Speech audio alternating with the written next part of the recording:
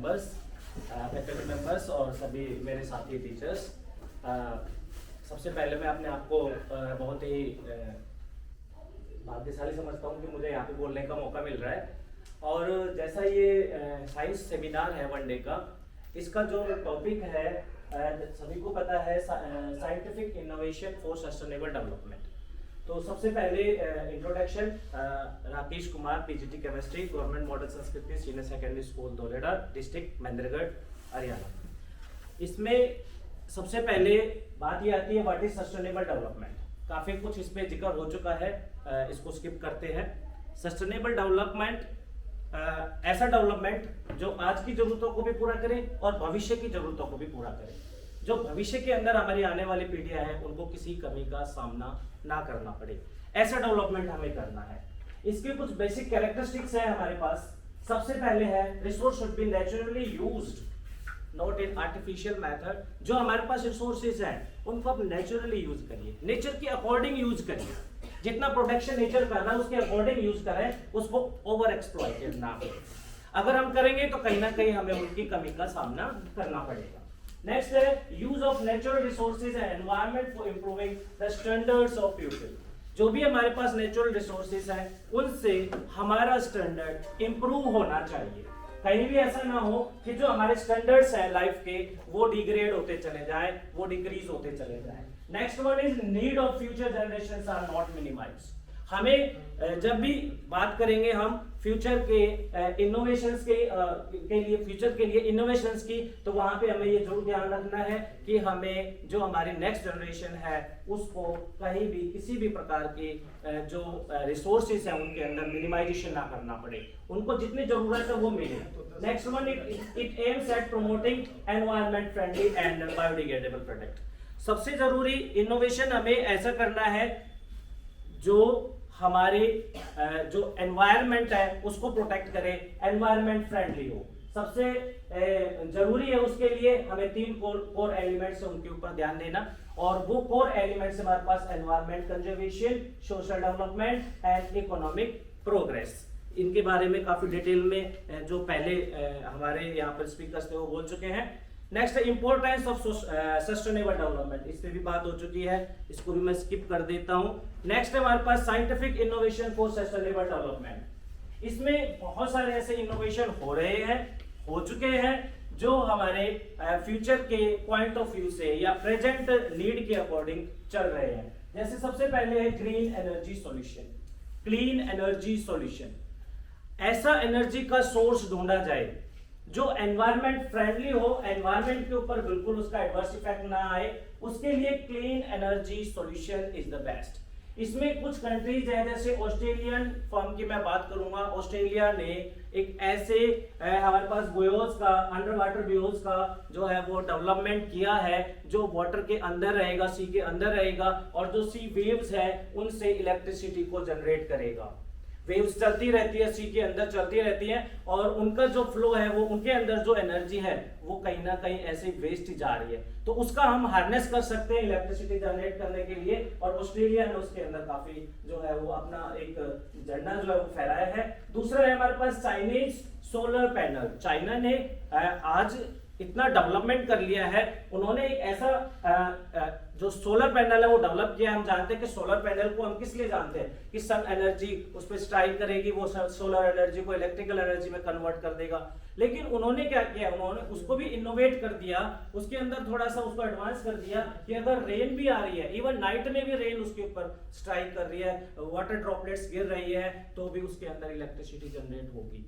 इस टाइप के इनोवेशंस की जरूरत है हमें, कि जहां पर हम दूसरी चीजों की तरफ देखें और जो हमारे पास ऑलरेडी है उनको भी इंप्रूव करें और दूसरी चीजों की तरफ भी देखें। एक और मैं जापान का एग्जांपल देना चाहूंगा। उन्होंने विंड पावर प्लांट्स जनरेट किए हैं। विंड पावर प्लांट्स हम नॉर्मल वाले जानते हैं जो हमारी कंट्री के अंदर भी है, कि विंड आएगी, स्ट्राइक करेगी, ब्लेड्स रोटेट करेंगे, इलेक्ट्रिसिटी जनरेट हो जाएगी। लेकिन उन्होंने उसके अंदर इंप्रूवमेंट कर दिया है, उन्होंने एक नया वहां पर मैकेनिज्म उसके अंदर लगाया है। विंड कहीं से भी आए, नीचे से आए, दाएं से आए, बाएं से आए, कहीं से भी आए, उसको इस तरीके से मोल्ड कर दिया, उसके अंदर इतना इनोवेशन डाल दिया कि कहीं से भी उससे अगर वो एयर टकरा रही है, स्ट्राइक कर रही है, विंड स्ट्राइक कर रही है, तो वो इलेक्ट्रिसिटी जनरेट करता है। इसी टाइप से ब्राजील के अंदर बायो सोलर सेल डेवलप किया गया है। सोलर सेल को हम सोलर एनर्जी से ही कनेक्ट करके देखते हैं, लेकिन सोलर सेल भी ऐसा जिसमें हम बायोलॉजी का यूज करते हैं, अर्थात प्लांट्स का भी यूज कर सकते हैं। फोटोसिंथेसिस जो प्लांट करते हैं, इनके अंदर भी तो इलेक्ट्रॉन का ट्रांसफर होता है, उसी चीज से हम इलेक्ट्रिसिटी जनरेट कर सकते हैं। इसी प्रकार से एक साइनोबैक्टीरिया होते हैं, साइनोबैक्टीरिया की अगर एक लेयर चढ़ा दी जाए वो भी इलेक्ट्रॉन का ट्रांसफर करते हैं, तो उसको भी हम वहां पर जो है इसमें मॉडिफाई करके यूज कर सकते हैं, और बहुत सारे कंट्री जो है इसका यूज भी कर रहे हैं। नेक्स्ट है मेडिकल टेक्नोलॉजी। मेडिकल टेक्नोलॉजी के अंदर भी बहुत सारी इनोवेशंस हुई हैं। आज हम बात कर रहे थे, अभी मैडम भी बता रहे थे कि जो कैंसर है एक बहुत बड़ी प्रॉब्लम के रूप में जनरेट होता चला जा रहा है, और बहुत सारी डिजीज ऐसी जनरेट होती चली जा रही हैं जिनका हमको ये देखना है कि इलाज कैसे हो। तो उसके लिए एक नई टेक्नोलॉजी जो है इनोवेशन के तहत आई है, stem cell cure for diabetes है, या फिर जो कैंसर है उसके लिए स्टेम सेल का यूज करना। स्टेम सेल अपनी मॉडिफिकेशन के अकॉर्डिंग, डिजीज के अकॉर्डिंग जो सेल्स है वो डेवलप की जाती हैं, उनको इंजेक्ट किया जाता है बॉडी के अंदर, और जो कैंसर से अफेक्टेड हो गई है या जो डिजीज से अफेक्टेड हो गई है उनको रिप्लेस कर दिया जाता है। तो ये है एक इसी तरीके से अल्ट्रासाउंड इन योर पॉकेट। अभी हम अल्ट्रासाउंड कराने के लिए स्पेशल परमिशन लेते हैं, अल्ट्रासाउंड कराने के लिए एक स्पेशल केबिन के अंदर जाते हैं, इतना छोटा सा अल्ट्रासाउंड आ जाएगा कि आपको एक बस फोन में ऐप डाउनलोड करना है, ऐप डाउनलोड को आप उस अल्ट्रासाउंड को कनेक्ट कीजिए और स्कैन कीजिए कि क्या है। तो ये एक टेक्नोलॉजी है, इनोवेशन है कि अल्ट्रासाउंड कितना इंपॉर्टेंट है ये हम सभी को पता ही है। नेक्स्ट है wrist band that can read your mind. Mind को रीड कर ले ऐसा रिस्ट बैंड डेवलप हो रहा है, पूरा रिस्ट पे बांध लिया जाएगा, रिस्ट से इंपल्स चल ही रहे हैं, इंपल्स जा रहे हैं ब्रेन तक जाएंगे और ब्रेन को रीड करेंगे उन इंपल्स के थ्रू।